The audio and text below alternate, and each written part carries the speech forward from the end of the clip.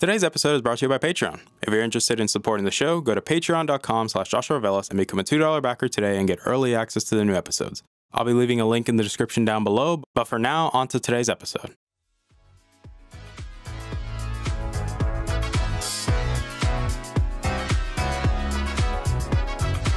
You're listening to the Augmented Experience podcast. I'm your host, as usual, Joshua Velas. I'm a student, musician, and a gamer at heart. Join me as I sit down every week to talk about all the latest news in the technology, business, and video game world. I hope you guys enjoy.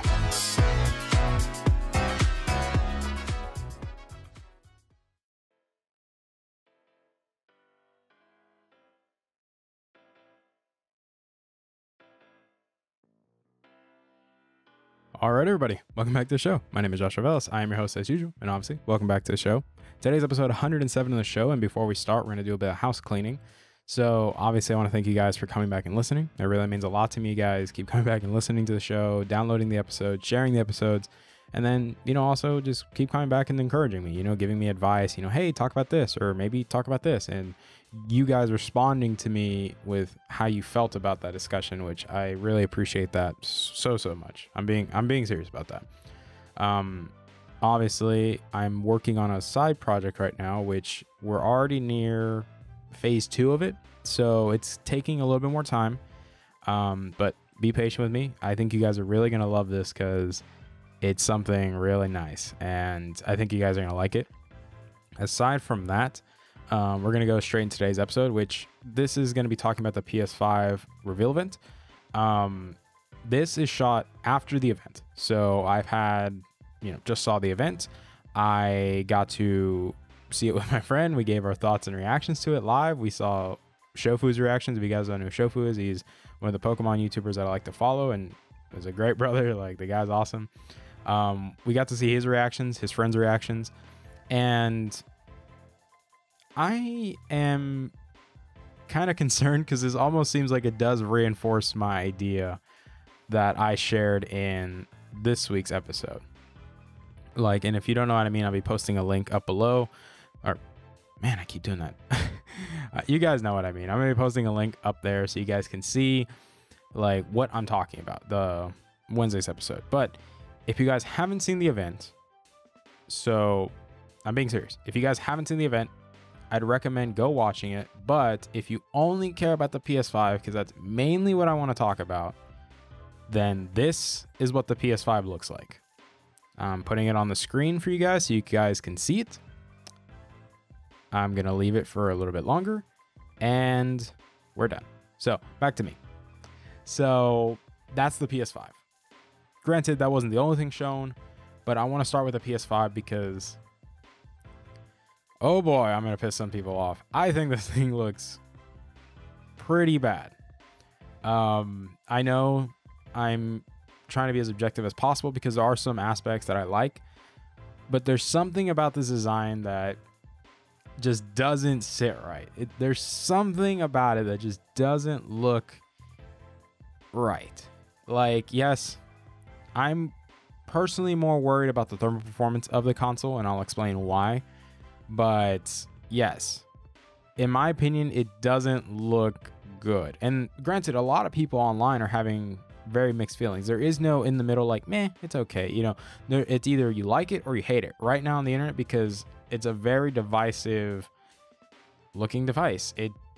Its design is controversial. It's not like the Xbox where, okay, yes, it looks like a giant fridge, but its main purpose is to provide good thermals. That's its main job with that design. And you can't say it isn't because it literally has a giant fan in the middle. Granted, I think it looks okay. I'm more comfortable with that and then not this, the PS5. But I understand why people like it. Me and Gilberto didn't really like it. It didn't vibe with us so well. I didn't vibe with the controller so well to begin with. I thought the controller looked ugly. And does that mean it's a bad controller? No, it just, in my opinion, and I'm making this clear that it's my opinion, it doesn't look good.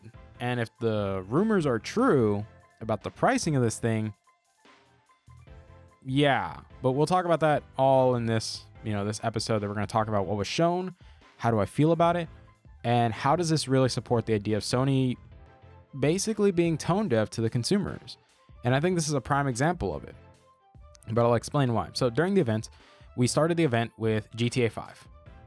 I don't know why we decided to start with GTA 5, but we did. And granted, if you see me looking down, that's mainly because I'm looking at everything that was shown, just going through it. But yes, GTA 5 was the first thing shown, and it doesn't make much sense why, but they just said, hey, GTA 5 is coming to the PS5 in 2021, and you'll be getting $1 million up until the launch of it. So, okay, cool. Most people don't, really care. Also, the Google Assistant is dumb. So there's that. But aside from that, we also got to see a lot of new first-party IPs. The first new IP, or I'd say first-party IP that we got to saw was Spider-Man. We knew they were working on a new Spider-Man, and it was confirmed that it was a Spider-Man Miles Morales game. Some people say Miles Morales is the best Spider-Man. I'd say not in a county mile, because his character development in the comics is terrible, objectively speaking. It's really bad in the comics. But I'm glad that they're making a new Spider-Man. I know Spider-Man was a very popular game on the PlayStation 4. I liked it. I played it. I thought it was great. And I'm glad that Insomnia is, taking a crack at it. But it's not the only game Insomnia is working on. Insomnia also is working on Ratchet & Clank. Yes, Ratchet & Clank is coming back. And that's awesome because a lot of people really like Ratchet & Clank. And I think it's great that we're going to get to see a new Ratchet & Clank on the PS5, Like, that's really cool that we get to see a new Ratchet & Clank. And there's just one thing, though, that I noticed, and me and Gilberto were talking about it when we were watching the event, that it looked clunky. It looked great, visually amazing, but you noticed a lot of choppy bits. And maybe it's because it's that it's, it's still in development, but I think it mainly comes down to being capped at 30 FPS. And that's a trend that I've noticed with a lot of these games. They look like they were capped at 30 FPS, that they're not going to push 60 FPS or higher, that they're just capped at 30. That's really concerning, and you'll understand why. Because if you watched Wednesday's episode, you'll understand why I honestly think Sony is being tone deaf, and that they're not listening to what their consumer wants and what the next generation really represents, But as we go forward, we get to see more games. Obviously, we saw a new Gran Turismo. Okay, I don't really care about Gran Turismo. I personally don't. I personally think Forza is just a much superior game, objectively speaking, because it's sold more, it's been more critically acclaimed, and it's always done better than Gran Turismo. It always has. Like, sorry guys, I don't know what to tell you at that point. And I know some people are gonna say Josh is being an Xbox fanboy. No, I'm not. I'm being objective with you. I'm being honest, and I'm giving you my opinion. I'm also I'm separating what's objective and what's my opinion. I'm making it very clear that I'm separating the two because, yeah, we have to be objective, but at the same time, it's very hard for me because a lot of the stuff that I was worried about that Sony was gonna do, and it's freaking me out because I think they're doing it, and this is not good. But as we continue going, we saw new games. We saw new first-party IPs. They looked great. One of them was made by a brother that had a group of brothers that had a background in cinematography, and it looked amazing. Like, visually stunning. It was stunning. Like, visually stunning. It looked like a movie. Granted, a lot of people joke about that Sony's first-party games tend to be more of cinematic movies or interactive movies, unless if it's God of War, which I'm very sad to announce that they did not show God of War or anything related to the next God of War. Really sad about that. That was in the bingo sheet. If you follow me on social media, that was actually on the bingo sheet. Sorry guys, we didn't get it. So, rip. We did get to see a new Demon's Souls 2. Demon's Souls 2 is coming. It looks really good. At first, I thought it was Skyrim, but, we're getting a Little Big Planet spinoff of the main character of Little Big Planet, so cool. And then going from there, they ended it off with Resident Evil 8 being announced and Horizon Zero Dawn 2. Obviously, Horizon Zero Dawn 2, in my opinion, is basically Sony's response to Breath of the Wild 2. It makes sense. Those two games competed each other when they first came out, and Breath of the Wild won the first round, so let's see what happens the second time, Both games are incredibly hype. I think both games are going to do incredibly well.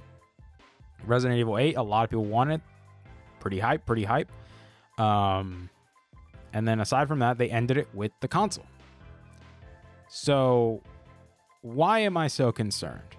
Like, and why do I have this opinion that Sony seems to be very tone deaf going into this generation? And the reason just stems from they're kind of pulling a Nintendo where they're like, performance doesn't matter.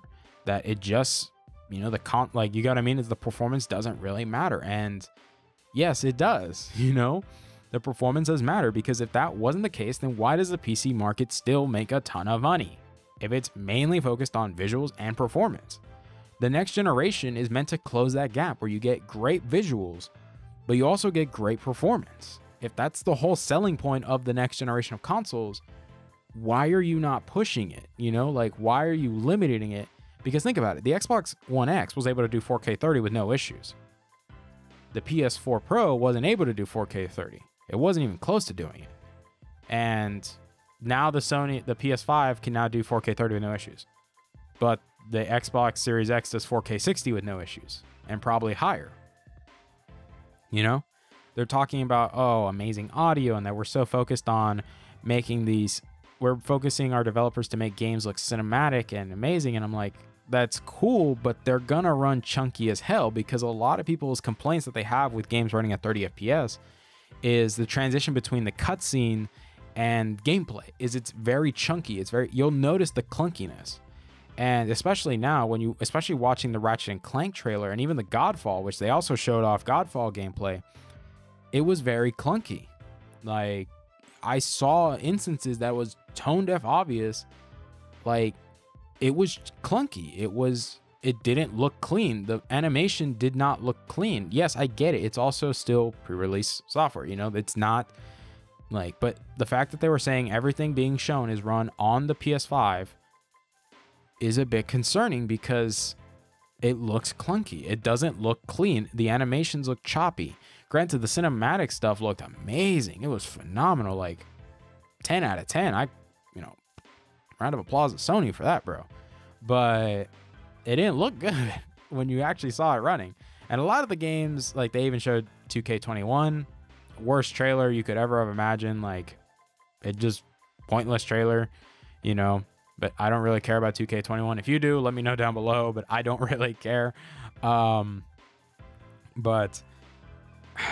it's really concerning that the console and the games, while I do agree, are a pleasant surprise, and it looks like Sony's packing heat. I think Microsoft is still more prepared to handle this next generation, because they understand what it means to have a new generation. You can't come out swinging saying like, look, this is a new generation of consoles. We got rid of the shitty CPUs. We have high-end processors in our computers that compete with like high-end computers. We have amazing graphics inside these consoles to compete with high-end graphics cards. We have the technology. We have all this power. And then Sony is like, no, we want to focus on audio. We want to focus on, you know, the visuals, make a movie. And it's like, okay, that's cool. No one cares. Like, most people don't care, bro. Like, I know a lot of people say, yes, the first party games sell well, which they obviously do, because Sony has a track record. Like, I'm looking at the list right now. These are bangers, bro. These are straight bangers. A lot of these games look great. And Sony has a good reputation of first parties, but the multiplats are also really important. I know a lot of people say it doesn't matter. Yes, the multiplats do matter, because there's a lot of people that play multiplat. Multi-platforms, there's a reason why they're multi-platforms, because a lot of people play them. Like, a lot of people. It's not just one and done and then put it away. No, these are people that constantly keep coming back over and over and over. That's what the multiplats are for.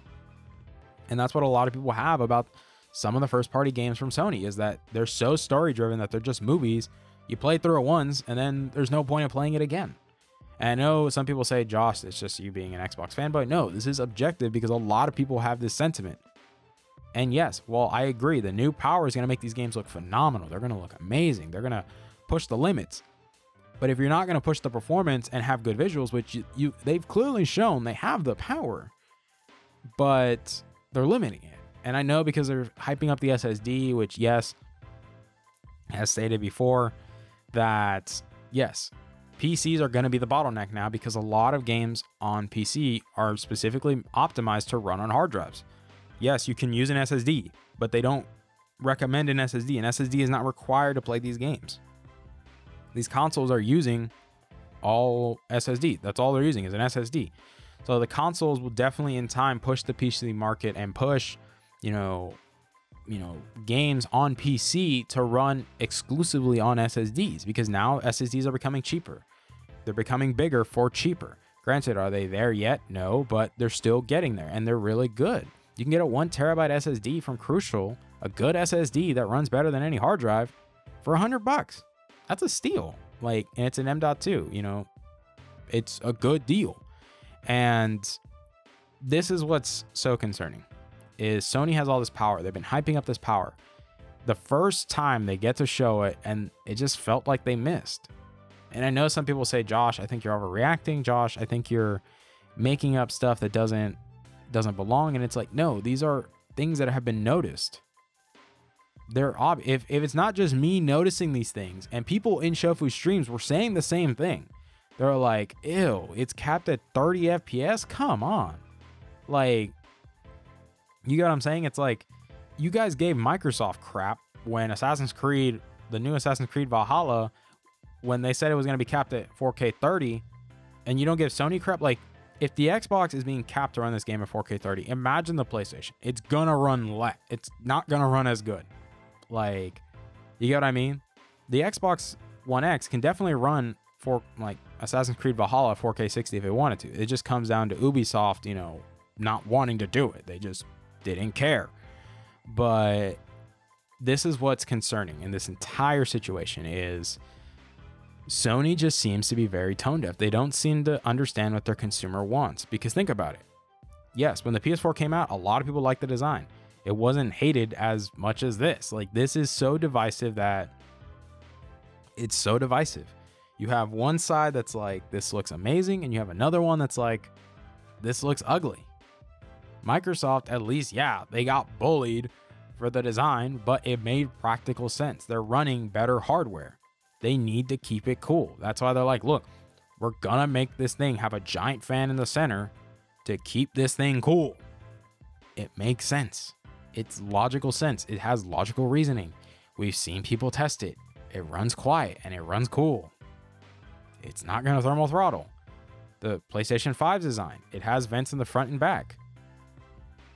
The cooling system just doesn't seem well in that design. I know some people say, yes, it has panels on the front and back. I need to see this thing's thermal performance. I need to see how the airflow is going to work inside this thing, because Sony's been tight-lipped about this. This is obviously way off the mark. A lot of the rumors were way off the mark on how this thing would look. And now that we know what it looks like, it's a bit concerning, because they're going, this thing looks like a Wi-Fi router. And if you guys know how a Wi-Fi router design normally is, yes, if you put it in a hot space, it's going to get hot, and then it's going to freaking fry. The same thing is probably going to happen with the PlayStation. It's probably going to fry, because it just doesn't seem like it has good cooling. It just doesn't seem like it. And I know a lot of people saying, Josh, the PlayStation 4 Slim ran cool and quiet. No, it did not. You're smoking something if you think it ran cool and quiet. The thing thermal throttled pretty bad. The Xbox is definitely thermal throttled pretty bad. And, we're at this place where I'm a bit concerned with what Sony is doing. I'm being honest with y'all guys. I'm worried. I know a lot of people say Sony might win this generation, but I'm like, a lot of the decisions Sony is making is very piss poor decision making. Very piss poor decision making. Backwards compatibility.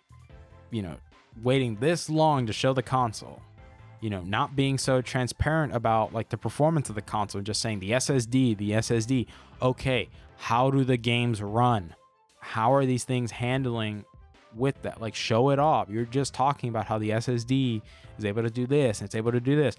Where's the test demo of this thing actually doing what you're claiming it to do? The refund policy that Sony has is abysmal.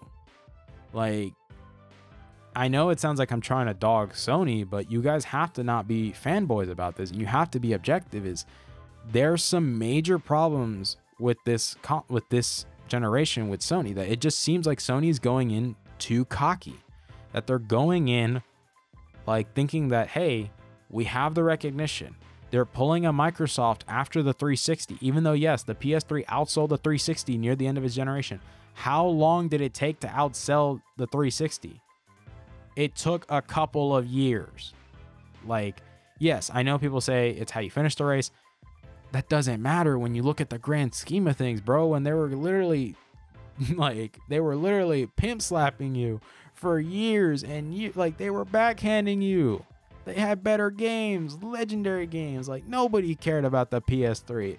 Yes, it outsold it. No one cared. Everyone remembers the 360 as legendary, you know, because you had Halo, you had Gears of War, you had Forza, you had Minecraft, for Christ's sake. Like, granted, some people say Minecraft is on PC. It was still only on Xbox, and it sold it's literally the best-selling game of all time. It doesn't matter. Like, it doesn't matter, Chief. It still made a ton of money. And Halo had Halo 3, arguably one of the greatest games of all time. You had Halo Reach. I'd say one of the best Halos. Yes, even though, yes, it was still divisive because of the lore and everything, but we can debate that another time, to be honest. And then you had the Gears of War games. You had Forza. You had Fabled. You know, and now you have Microsoft coming back like, hey, we got this. We got a lot of games coming. We have the hardware down. We have the best console, period. Like, in terms of raw power, it is better, objectively speaking, in terms of the numbers. And they've shown it running. They're not just saying, oh, we got the best hardware. No, they're saying they have the best hardware, and they've shown it. They're like, okay, Sony, what do you got? You know? And it's interesting. You know? It's mind-boggling to me in this case. It's super mind-boggling for me. And I'm interested to see what Sony does. I'm interested to see how this plays out. And really, I want to see how Sony responds, because they still haven't shown the price. And as I mentioned, the rumors do not give me much confidence in Sony's pricing with this. That the rumor is that there was a leaked Amazon post that showed a 2 terabyte PS5 in European currency is like 599 euros, but when you transfer it to the US dollar, it's $750. That's a lot. And if you think about it, the base model of the PS5 is 800 and something gigabytes. And then you still have to take off about like 50 for the OS. You should be worried, guys. Like, if you're gonna buy a PlayStation 5 day one, hats off to you. And if you're gonna buy an Xbox One, Xbox Series X when it comes out, kudos to you. I'm probably gonna do that too. But you should be worried if you are planning on buying the PS5, because Sony is not making the wise decisions for you. They're not making the best decisions that help make your money worth it. And granted, that's a subjective thing. Worth is subjective. You know, something that you find valuable, I could find worthless. But it doesn't matter because it's valuable to you. But to me, like I said, the PS5 is very concerning. The design is very divisive. And I said the same thing about the Xbox One X when it came out. The design was divisive. I personally like it because on a practical sense, also you have to think about it. I'm thinking from the perspective of an engineer. It's a practical design because it works. It doing what it's intended to do because of what it's supposed to cool down. It's cooling down hot parts. It's gotta run cool. Like, I prefer practicality over appearance. And I know some people say, why can't we have both? Sometimes that's really hard without breaking the bank. Like, most high-end PCs that are water-cooled loops and everything look cool are super expensive. Like, they run great. Performance is amazing. They're also super expensive too. Like, this isn't something you could just be like, oh, why can't we have both? You better be willing to drop some good dollar, my man. Like, you better be willing to drop a kidney. You better be willing to give one up, because you kind of have to, or both. Well, if you give up both, then you die. But you get what I'm saying. Like, you get what I'm saying? But overall, I like the event. I like a lot of the games that they were showing off. I'm just more concerned that Sony is being more tone deaf, that they're being too cocky, that they're putting their attention in the wrong place and that this just isn't going to work in their favor this time around. Especially when you have Microsoft building all this anticipation that the July event is going to show all their first party games that they're working on for the past 5+ years, that we're going to see some good stuff. Halo Infinite, like I said, a lot of people are like, Microsoft needs to stop relying on Halo. It's easy to say that when you don't realize that Halo is one of the biggest games of all time. It is a cultural icon. It is a game that even if you never know anything about, you never played video games a day in your life, you still know what Halo is. That's how, there is no game that Sony has ever made that has that kind of infamy as Halo. Granted, some people say God of War. Halo is Halo. Like, it's just that big. And Halo Infinite looks very promising. Hellblade 2 looks very promising, especially because the first Hellblade was critically acclaimed. We have all the new other first-party games. The rumors that there's going to be a new Fabled. Like, there's a lot of stuff going that Microsoft is in a better position because they're more humble and they seem hungrier than Sony. They seem more determined to turn this around and show that, hey, we got the hardware. We got the games. The multiplats are going to run better on our hardware. We got this. You trust us. And so far, Microsoft seems to have my trust more than Sony does because they seem hungrier. They seem more determined. They seem more focused. And Sony seems not so focused, not so hungry. So we'll find out. Let's see what Sony does in the coming months. Let's see what the pricing is, because I guarantee you, if the PS5 is more than the Xbox Series X, we're gonna see a difference this generation. And I guarantee you, it's gonna favor Microsoft. Because if the rumors are true that the Xbox One X is gonna start at $500 and the PS5 at $600, there's a big problem for Sony going forward. But that's all I got for you guys. I love you guys to death. Thank you guys for coming back and listening to today's episode. It really means a lot to me that you guys keep coming back and supporting me. If you guys like the content that you're seeing, you know, especially if you're watching on YouTube, you know, click the like button or the dislike button. It's all up to you guys. Click the subscribe button to keep coming back to you, and click the notification bell so you guys can get access to these episodes, you know, when they come out, so you guys are notified when they come out. And if you're listening on Spotify, Apple Podcasts, wherever you're listening to this podcast, thank you so much for coming back and giving me a piece of your day to talk to you and to talk to you about, you know, the stuff that I like talking about, whether it be technology, business, or video games, or all three, because really that's what this discussion was really about. It's all three of them. But again, thank you guys from the bottom of my heart for coming back and listening. I hope you guys also enjoy the wider angle too of the camera. I actually got my new lens and I've been posting about it on my social media. It's much wider. You guys can see much more of me. You know, it's not so tight on my face. It's a little bit more trickier to work with in terms of lighting, but it's a great lens. And I thank you guys for coming back and listening. Please, please continue to be safe, guys. Have a wonderful weekend. You know, don't do anything dumb. Please, please be safe. I love you guys to death. I hope you guys know that. And like I said, we're in phase 2 of the secret project that I'm working on. And I think you guys are going to really like it when it's ready. But until then, I love you guys to death, and I'll see you guys next week. Bye, guys. Take care. Hey there. Thank you for listening to today's episode. I really appreciate it. Thank you guys so much for taking time out of your day and listening to today's episode. If you're interested in supporting the show, whether it be financially, clicking the follow button, or just sharing the episode, it all works for me, guys. Thank you guys so much for your time, and I love you guys to death.